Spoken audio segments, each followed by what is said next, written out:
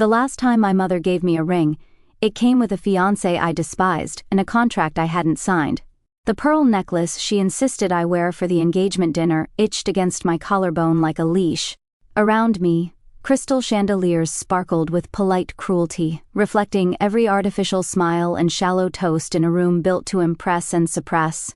The Morell estate had always been like that. Cold, shining, and airtight. Even the air felt manicured.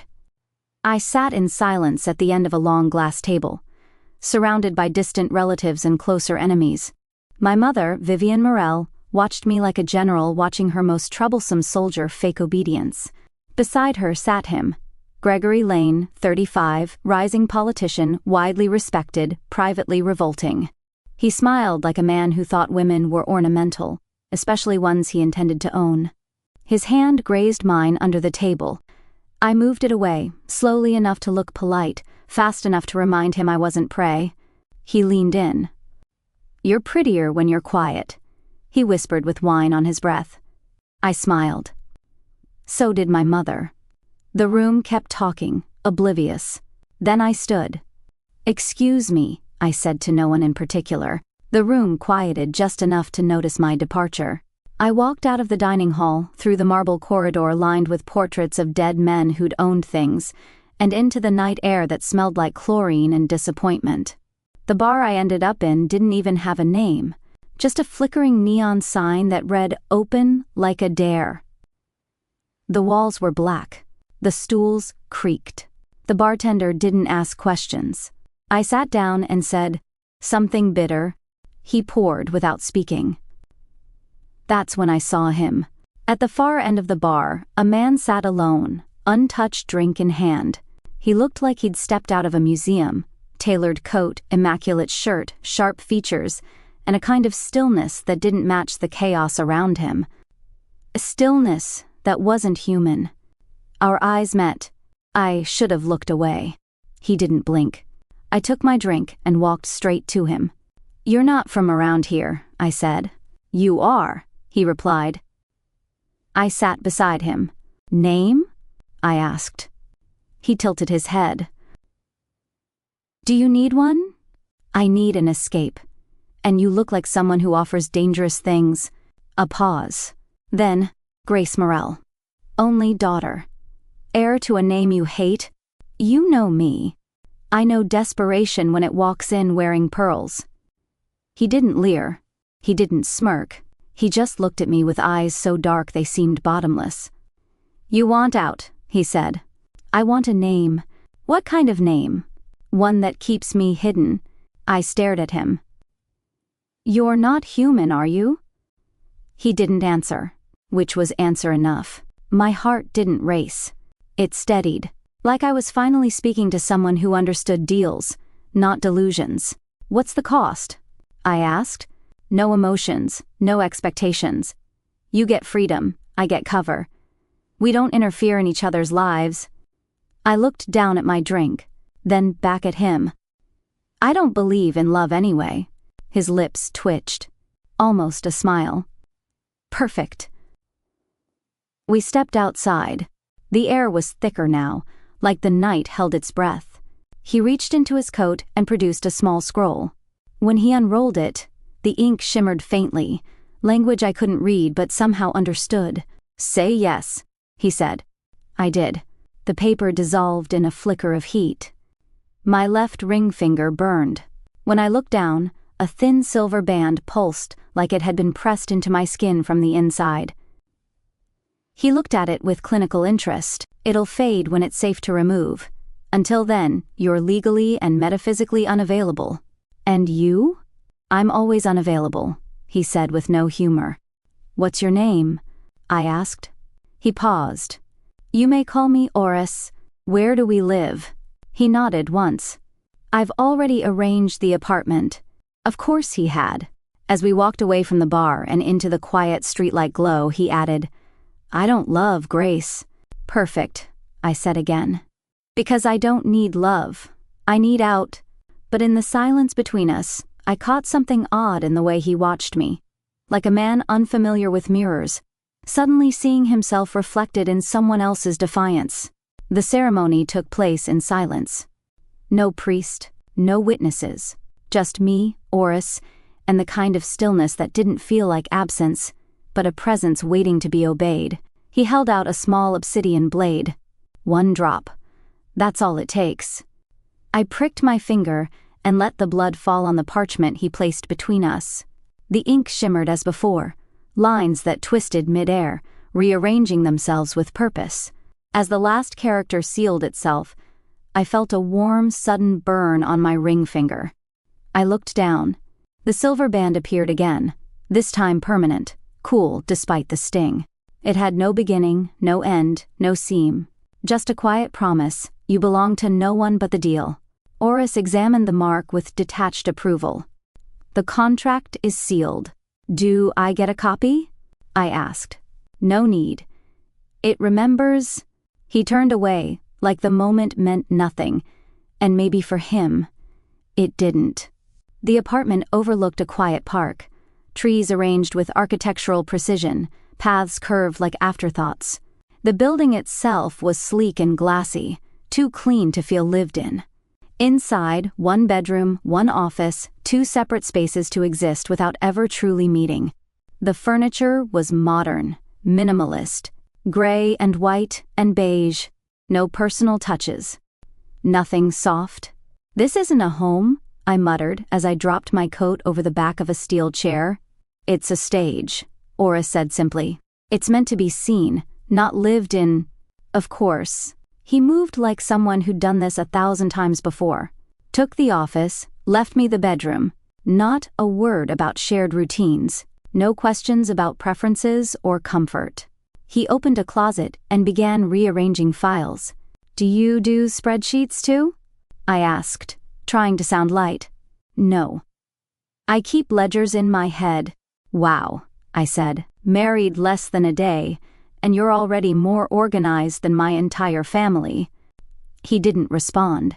I watched him for a second, his calm, unbothered efficiency, and then gave up and wandered into the kitchen. There was a small coffee machine. I pressed the button. It hissed at me. Do you drink coffee? I asked. Rarely. Do you eat it all? When necessary. What counts as necessary? He looked at me, deadpan. When pretending not to be a demon becomes inconvenient, that made me laugh. The sound echoed, awkward and too loud for the sterile space. He blinked. Not in annoyance. More like he hadn't expected sound to come from me. That night, I couldn't sleep. Not from fear, not from regret, but from a strange, growing quiet inside me. For the first time in my life, there was no expectation waiting at the edge of my decisions. No voice asking me to adjust my posture, to represent the family, to smile wider and speak less. I stepped out onto the balcony. The city glowed in its usual scattered rhythm, car lights, windows flickering, the hum of life continuing without permission. I leaned against the railing, hair loose in the wind. Below me, everything felt distant. Above me, the stars didn't care who I married. For the first time, I didn't either. A moment later, I heard the sliding door open.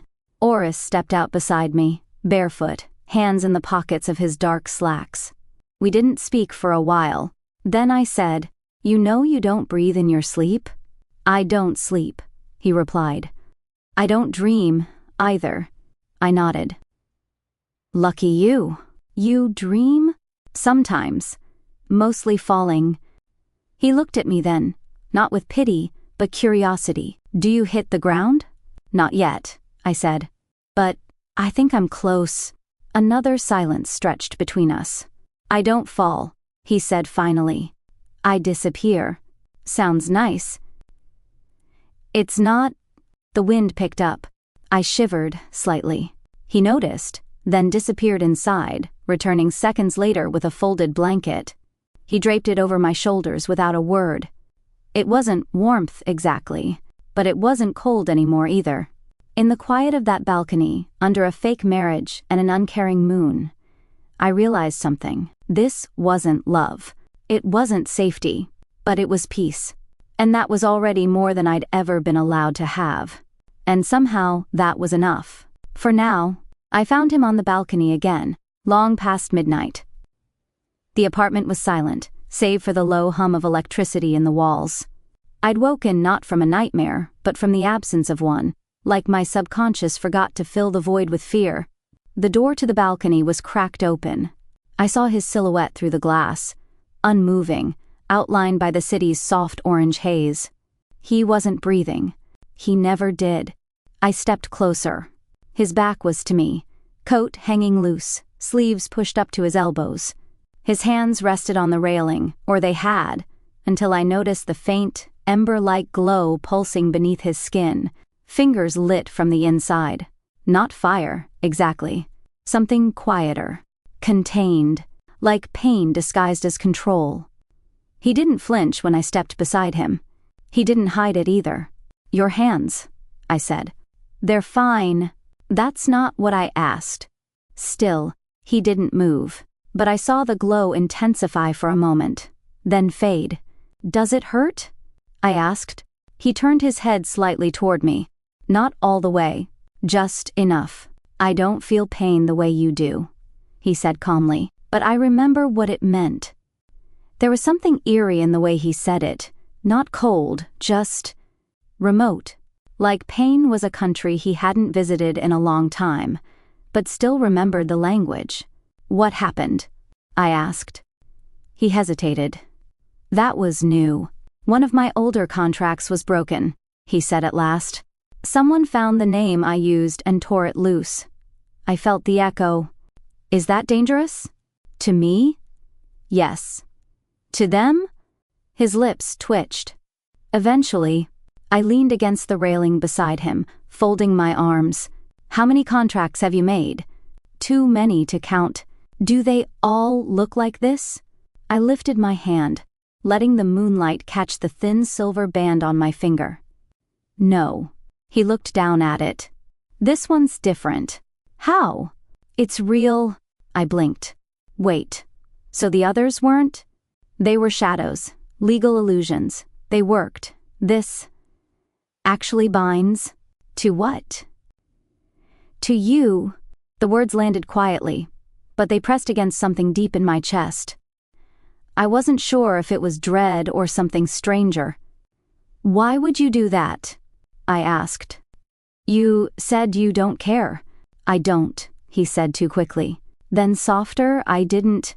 The glow in his hands returned, just briefly, and for the first time I thought I saw a flicker of something like feeling cross his face.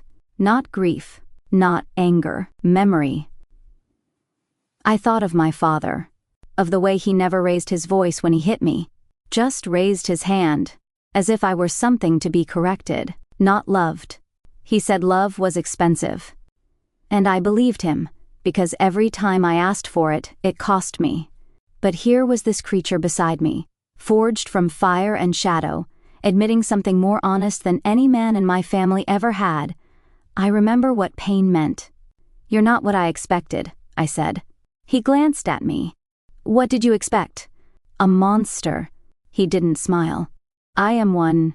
"No," I said quietly. "I've met monsters. They pretend to be human." He looked away again, but he didn't deny it. The wind picked up, brushing through my hair and pulling loose strands across my face. I didn't fix them. I just stood there, in the quiet, beside a being who didn't need to breathe, and felt something real for the first time in days. My hand moved before I fully realized what I was doing. I reached out and placed it over his, still glowing faintly against the steel railing. His skin was warm, not burning, just alive. He didn't move. He didn't pull away. For a long moment, we stood like that, not talking, not pretending, just existing, side by side, in the stillness between questions and answers. The gallery smelled like dust and acrylic, which was somehow comforting. It wasn't a prestigious job. No one in my family would have called it appropriate. But the owner was a soft-spoken woman named Elise, who didn't ask for my last name, just for a CV and whether I could handle a stepladder. I lied about the CV and nailed the ladder test. Every morning, I walked past small cafes and quiet bookshops, tucked into corners of the city that never made headlines. No chauffeur, no pearls, just me, a canvas tote, and the first version of myself that didn't feel borrowed. Oris didn't come with me, but he always made sure I had everything I needed, without asking, without boasting. When I came home late, dinner would be on the table. When I mentioned needing new paint supplies, they'd appear on the counter 2 days later. He never called it care, just efficiency. And yet, it felt like something softer. The first time I saw him drink coffee, I couldn't help it. I laughed. He sat across from me in the kitchen, carefully holding the mug as if it were a chemical hazard. One sip. Immediate frown. "You don't like it?" I asked, amused. "It's bitter." "That's the point." He stared at the cup. "Why do people willingly drink this?" "To survive mornings." "And late capitalism." He raised a brow. "I prefer contracts. At least those come with terms." I laughed again, and to my surprise, his lips twitched, just slightly. That night, I found him in the study. He sat on the couch, cross-legged, a thin paperback resting on his knee. The lamp behind him cast a golden haze over the pages, softening the sharpness of his features. I peered over his shoulder. "For poetry?" He didn't look up. "It's not for meaning. It's for rhythm. Do you like rhythm?" I sat on the armrest beside him. He didn't move. "You surprise me," I said. "You try too hard to. That's not a denial." His eyes flicked up, faintly amused. And for a moment, in that quiet room filled with words neither of us fully believed in, we weren't Grace and Oris. Just two people trying to unlearn what they'd been made for. The next morning, he was waiting by the window when I stepped out of the bedroom. He didn't speak. Just looked down at the street. A sleek black sedan was idling by the curb, and leaning casually against it, like he hadn't just trespassed into the one space I'd built for myself, was my brother, Damien Morell, all perfect teeth and curated charm. I hadn't seen him since the engagement dinner. Apparently, he still thought fake smiles made up for real violence. I froze. Oris didn't. He opened the door without a word and walked past me, down the front steps, slow and deliberate. Damien straightened, adjusting his cufflinks like he was entering a boardroom. "Sister," he called, his voice sweet. "You've been difficult to reach." "I wonder why," I said, staying at the top of the stairs. He turned his attention to Oris, eyes narrowing. "And you must be the husband." Oris stood a full head taller, but didn't use it. He just looked at Damien like he was already bored. "I hear Mother misses you," Damien said to me, ignoring Oris. "She's worried. Tell her I'm alive. That should be enough. She's concerned about your decisions." "Ah," I said. "There it is." Damien smiled, slow and shark-like. "You can always come home." "I am home," I said. "You're standing on the curb." Oris tilted his head, just slightly. "You've made your point. Leave." Damien looked amused. "You don't get to decide that." "I do now," Oris said, and didn't blink. Something shifted in Damien's expression. He didn't understand what exactly was wrong, but something was. I could see it in the way his fingers twitched near his pocket, and for the first time in my life, my brother looked uneasy. He left without another word. The car peeled away more aggressively than necessary. Inside, I leaned against the closed door, pulse still high. "He'll come back," I said. "Yes," Oris replied. "But not today." I looked at him. His hands were loose at his sides, calm. But his eyes had changed, darker than usual, more grounded, like he'd anchored himself for me. "I didn't ask you to protect me," I said softly. "I didn't do it for you." I smiled a little. "That's the worst lie you've told so far." He didn't deny it. It was supposed to be an ordinary dinner. Oris had suggested it with his usual brevity. "You need food. I'll make something." That was the extent of his invitations. No expectations, no fanfare. He cooked surprisingly well for someone who didn't eat often. I suspected it was a relic from an older life, or a newer curiosity. We sat across from each other at the kitchen table, candles flickering gently between us, the clink of silverware, the occasional brush of knees beneath the table. It almost felt normal. And then the knock came. 3 sharp raps on the door. Precise. Measured. Oris froze. "I'm not expecting anyone," I said slowly. "I am," he replied. Before I could ask, he was already moving, too quietly for someone his size. When he opened the door, a man stepped inside like he owned the air. He was striking, lean, perfectly tailored in a navy suit that seemed too sharp for the hour. Dark curls framed a face that looked young at first glance, until you saw the eyes, older than memory and far more amused. "Laziel," Oris said. "Oris," the man answered smoothly, removing his gloves. "Still doing domestic theater, I see." He turned his gaze on me and smiled. "You must be the wife." There was something about him that prickled under the skin, like static before a storm. Charming, elegant, and wrong. "Grace," I said, offering my hand. He took it gently, but held on just long enough to make me wonder what he felt. "Laziel," he said, "assistant. Or, more accurately, the one who keeps things from collapsing while your husband plays house." I let go of his hand. Oris didn't move from the doorway. "Why are you here?" he asked flatly. "Can't I check in on a dear friend?" Laziel replied, moving past him into the kitchen without waiting. "It's been, 50 years since you got sentimental?" He took in the dinner setup with mild disdain. Candlelight. Real food. "Is this a date?" "It's dinner," I said. He smiled wider. "That's what I'm afraid of." Dinner was uncomfortable. Laziel asked questions he didn't need the answers to, and made comments designed to dig under the surface. I answered with grace, ironic really, and kept my voice level, but he watched us. Not with jealousy.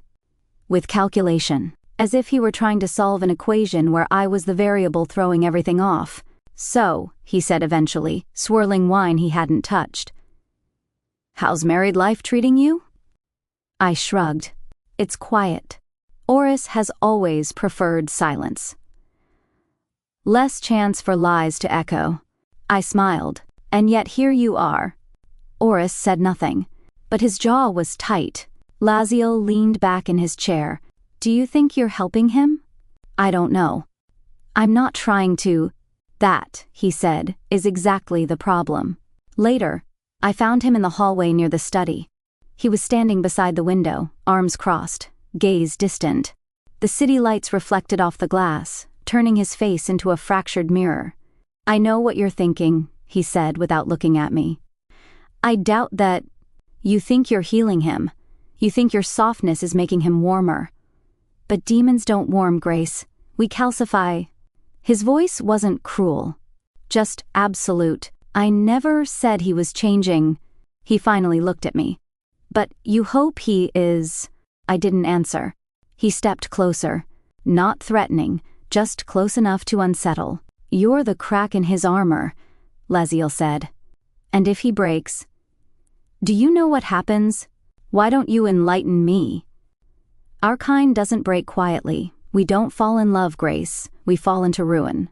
And when someone like Oris begins to feel, really feel, it unravels everything. Balance, order, the quiet between worlds." I met his gaze, holding it. "And what if he's already unraveling? Then you've made a mistake neither of you will survive." He walked past me, brushing my shoulder like a warning wrapped in silk. He left without saying goodbye. Oris didn't speak for the rest of the night. He moved around me like a ghost, his presence just out of reach. Not cold, not angry, just distant. And that was worse. Because for the first time since our marriage began, I realized something terrifying. He wasn't pulling away out of fear. He was pulling away to protect me. The envelope arrived without ceremony. No seal, no crest. Just a thick, cream-colored rectangle slipped beneath our apartment door, like a threat dressed as civility. I knew the handwriting before I even picked it up. My mother's. Inside, a petition for annulment of marriage, filed through a private judicial committee with enough pull to make real judges blink. The justification? Emotional coercion, unsanctioned spiritual agreement, and reputational harm to the Morell family. Translation: you embarrassed us. You escaped. I held the paper for a long time, unmoving. When I looked up, Oris was already there. He didn't ask to see it. He didn't need to. She's trying to drag me back, I said. No, he replied. She's trying to erase you. I sat down at the table, staring at nothing. What happens if they succeed? You lose the protections of the contract. They'll call it invalid. Say I manipulated you. That it never counted. They'll take me home. Oris's voice was calm, but harder than stone. They'll take you back. Not home. I looked at him. His eyes were black, as always, but deeper. Less like shadows, more like wells. You're not worried, I said. I am. He rarely admitted that. I almost smiled. We arrived at the private courthouse just after noon. It was a converted cathedral, old stone walls, high arched windows, a place where tradition bled into power. Everything echoed, even silence. Vivian had chosen well. This wasn't a legal proceeding, it was a performance. My mother sat like a queen on a polished bench, her dress a shade too white for irony. Damien flanked her in a tailored suit, hair perfect, smile sharp. When I walked in, the murmurs began. She looks thin, I heard someone whisper. She looks free, someone else said. I wanted to turn around. I didn't. Oris walked beside me like a shadow that had learned how to wear suits. He didn't speak, didn't blink. But when the judge entered the room and the gavel fell, he tilted his head and murmured, "Your mother believes in power. Let's show her a different kind." They didn't argue facts. They argued image. They brought up my sudden absence, my reckless entanglement, and how Oris had no documented background. "Because I don't exist where your rules apply," he said calmly, when questioned. Damien leaned forward, smirking. "Do you expect us to believe you're qualified to marry into this family, Mr. Oris?" he asked, deliberately skipping a last name. "Morell," Oris replied without missing a beat. That made Damien flinch. Briefly, when it was my turn, I stood without shaking. "I entered the contract of my own will," I said. "And I'd do it again." "You're confused," my mother said from her seat. "No," I said. "I'm finally clear." The judge raised an eyebrow, but said nothing. Damien rose during a recess and followed me into the hallway. "You're really willing to burn all this down?" he asked. "You already did," I said. He stepped closer. "You've been seen working at a gallery, a small one. You know Elise's funding comes through the foundation, right?" I said nothing. He smiled. "You walk away from this family, Grace, and we walk away from everything around you. Your job, your housing. You mean you'll punish people to control me? Call it consequences. I call it desperation." He shrugged. "It's still effective." Then he turned to walk away. And stopped. Because Oris was standing there, not moving, not breathing, watching him. Damien let out a short laugh. "You don't scare me." Oris didn't raise his voice. "You should." The temperature dropped. I didn't feel it on my skin. I felt it in my spine. Damien backed away, subtle but fast. He didn't speak again. The judge called us back in. 10 minutes later, the petition was denied. No fireworks. No gavel slam of justice. Just a clipped statement. Contract stands. No further action warranted. It was over, but the performance had worked both ways. Because for the first time, I saw doubt flicker in my mother's eyes. Not about the contract. We rode the elevator in silence. The doors closed. Metal hummed. Lights flickered. Oris leaned back against the mirrored wall, his arms folded tightly across his chest. And for the first time since we'd met, He trembled, almost imperceptibly. But it was there. I didn't speak, just stepped closer. When I placed a hand on his arm, he didn't pull away. "I never cared if I died before," he said softly, not looking at me. His voice wasn't afraid. It was bewildered. As long as no one noticed, I didn't care. But when he threatened your name, Grace, your existence, something in me. He shook his head. It broke protocol. I swallowed hard. "You're not allowed to feel," I said. "No," he agreed. "But I think I am anyway." I leaned against him gently. He let me. And somewhere between floors, in that quiet, humming box, I realized we were both breaking the rules. And neither of us wanted to stop. The apartment smelled like honey and mint. I was steeping tea, still in my robe, hair damp from the shower. The morning light made the glass walls glow, soft and golden, casting long shadows across the kitchen floor. Oris sat at the table with a slight tilt in his posture, casual but not relaxed. He never truly relaxed, but lately, he lingered longer in shared spaces. Watched more, spoke more. We were watching a ridiculous drama on my tablet, something about a cursed violinist and an amnesiac prince. The writing was terrible, the acting worse. Oris tilted his head. "Why is she crying?" he asked, gesturing at the screen. "Because he forgot her." Again, he frowned. "But he forgot everyone." "Why is that worse?" "Because she remembers." He blinked slowly, as if processing that logic was harder than any contract he'd ever signed. "She should forget too," he said. "She tried," I said, sipping my tea. "That's the problem." He didn't respond, but a soft smile tugged at the corner of his mouth. And for a moment, just a second, we both laughed. Later that day, I handed him a small box. He opened it without comment. Inside, a weathered silver lighter, vintage, heavy in the hand. I'd found it in an antique store the week before. The engraving read, "For when the dark feels colder than usual." He ran his fingers over the text. "You don't smoke," he said. "Neither do you," I replied. "But maybe one day, you'll want warmth." He closed the lid gently. "Demons don't need warmth." "I wasn't giving it to the demon," I said. And that was the first time he looked startled, not outwardly. But something in his stillness broke. The knock came just before dusk. I opened the door before Oris could. Laziel stood there, sharp as ever, dressed in black this time. His expression was unreadable. "May I come in?" I stepped aside, even though I didn't want to.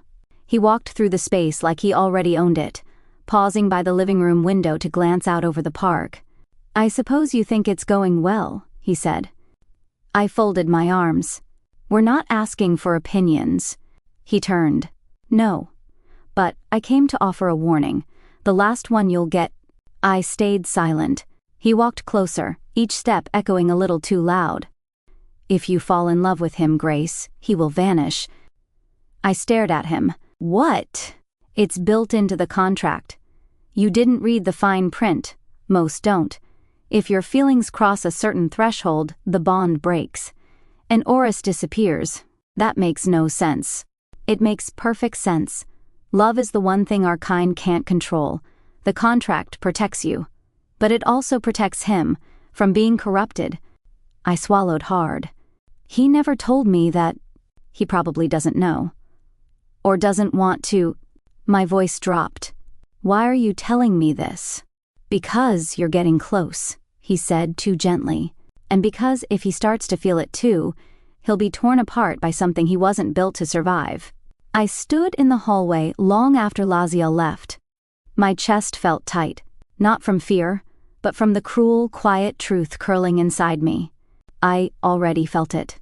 It wasn't just comfort anymore, or safety, or peace. It was him. His silence, his steadiness, the way he didn't pretend to understand me, but still showed up every time I was about to disappear.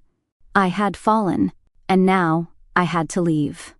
That night, I packed nothing. I moved through the apartment like a ghost, careful not to make noise. Oris was in the study, reading. I didn't go to say goodbye. I placed my ring on the kitchen table, next to the lighter. It looked small there. Final. I hesitated at the door, not because I doubted myself, but because, for the first time in my life, leaving someone felt like losing part of myself. Then, I walked out. Into the night, away from him, before love could destroy the one person who had shown me how to feel again. Oris was still holding the lighter when he noticed the silence. It wasn't the kind of silence that fills a room. It was the absence of something specific, a heartbeat that had become familiar, a human presence he never thought he'd notice, let alone miss. He stood slowly, placed the lighter down beside the untouched tea, and walked the apartment. She wasn't in the bedroom, not in the kitchen, not in the study. The ring was on the table. He stared at it, as if it would explain itself, but it only whispered, "She's gone." Laziel appeared an hour later, as if summoned by the moment. "She left," Oris said without turning. Laziel nodded. "She did... where?" She didn't say. Oris looked at him then, and for once, there was something raw behind his gaze. I felt something tear. Laziel was quiet for a moment, then said, "She invoked the clause." Oris's voice dropped. "What clause?" "The termination clause. If love is returned, the contract voids." "That's not possible, isn't it?" Laziel said smoothly. "You felt the pull, the unraveling. She freed you." Oris stepped back, hands clenched. "You're lying." "I'm protecting you," Laziel snapped, suddenly less composed. "She was a breach in your equilibrium. You were changing." "I wasn't supposed to change," Oris said. "But you did." A pause. Then Oris whispered, "I need to find her." Laziel's expression shifted. "Oris, no. You know what it takes to find someone outside the bond. You'd have to break the core. Then I'll break it. That's suicide. I never cared before." Laziel stared at him. "And now?" Oris turned away. "Now. I do." The place was forbidden for a reason. Tucked between planes, anchored by nothing but threads of old law and older pain, the archive, the contract core, was where broken names and severed bonds went to fade. It wasn't a physical place. It was a tear in reality. And Oris walked straight into it. Each step pulled at him, shredding his edges. Every contract he'd ever made screamed behind his eyes. Names, signatures, promises whispered in candlelight or desperation. They wrapped around his mind like vines. But one name called louder. Grace. He followed it through fire, through memory, through the echo of what they'd almost been, until his body failed, until the world trembled around him, until he collapsed in the center of the archive, hollowed out, burning from the inside. Grace stood before a fire of her own. The Morell estate loomed behind her like a mausoleum of expectation. She stood in the garden, barefoot in the grass, holding the dress her mother had chosen for her first wedding, the one she never wore.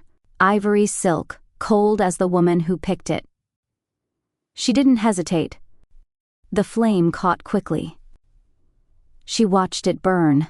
Slowly, beautifully. The heat licked her face, but she didn't move. When it turned to ash, she whispered, "I'm not her daughter anymore." The words tasted like freedom.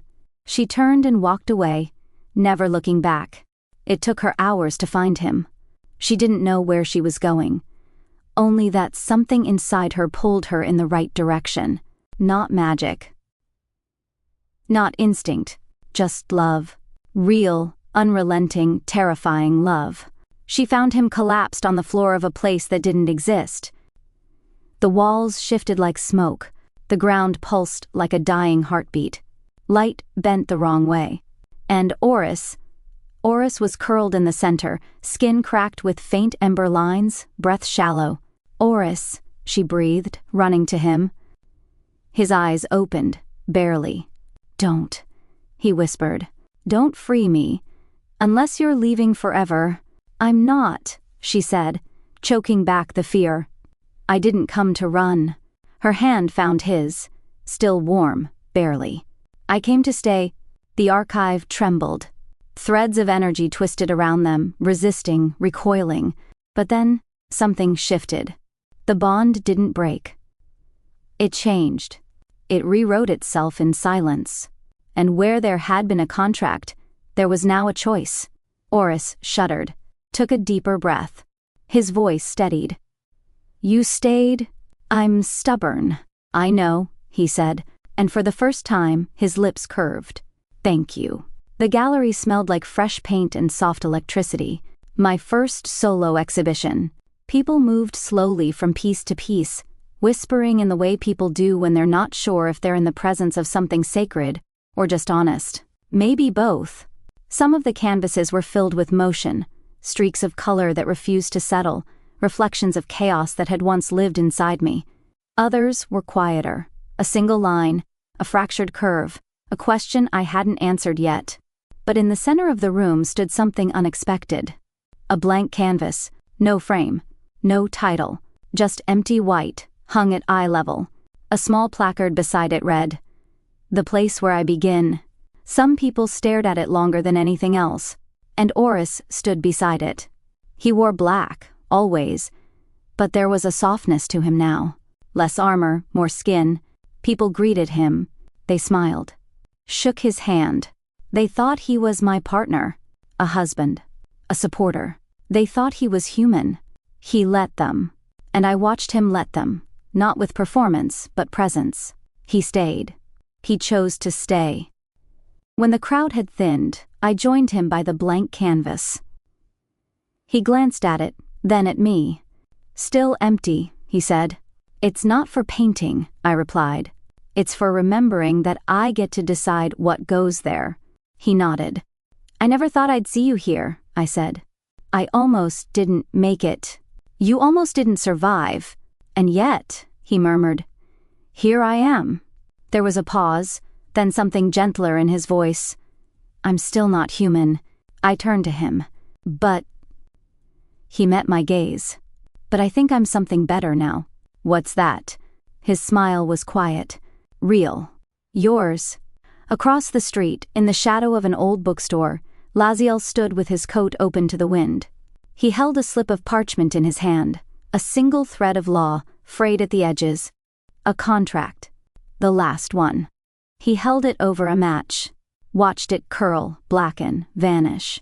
As it burned, he whispered, "You win, Oris." He let the ash scatter into the street. "Don't waste it." Then he turned and walked away. Into smoke. Into memory. Into whatever came next. 1 year later, the apartment still echoed too much. The walls were the same. The view of the park hadn't changed. But the silence inside had softened, no longer empty, just comfortable. We filled it with small sounds. The click of my keyboard. The hum of his breath when he sat beside me to read what I wrote. The clink of mugs. The shuffle of socks across cold morning floors. I was writing again, not painting this time, but words. A book. Not a memoir. Not exactly fiction either. Just the truth, dressed in different names. Oris read every draft. He didn't always comment, but when he did, he circled things in red ink. Not the meanings, just the grammar. Punctuation, flow, rhythm. "You care about commas," I teased once. "They hold the sentence together," he said. "And what holds people together?" He looked at me for a long time, then quietly answered, "Choice." That page stayed unedited. One evening, I found him sitting on the couch, flipping through my latest draft, with that same unreadable expression he always wore when something did matter. I sat beside him, tucking my legs under me. "Still not convinced by chapter 5? I asked. "You use the word quiet 12 times in 7 pages. He murmured. I smiled. "It's a quiet story. It's a loud heart," he said. I tilted my head. "Do you still not feel things the way humans do?" He looked at me, that soft, careful look he'd started using only with me, like I was the only thing in the world that didn't confuse him. "Maybe not like humans," he said. He reached out and brushed a lock of hair behind my ear, fingers lingering just long enough to say everything. I feel you. We weren't perfect. We didn't try to be. He still couldn't sleep, and I still dreamed too much. Some nights we stayed up talking about nothing. Some days we barely spoke at all. There were no rules, just choices. He chose me, and I chose him. Not because it was safe, not because it was fated, but because something broken in both of us found something quiet in each other, and stayed. One morning, I stood at the blank canvas still hanging in the corner of our living room. I'd never painted it, never moved it.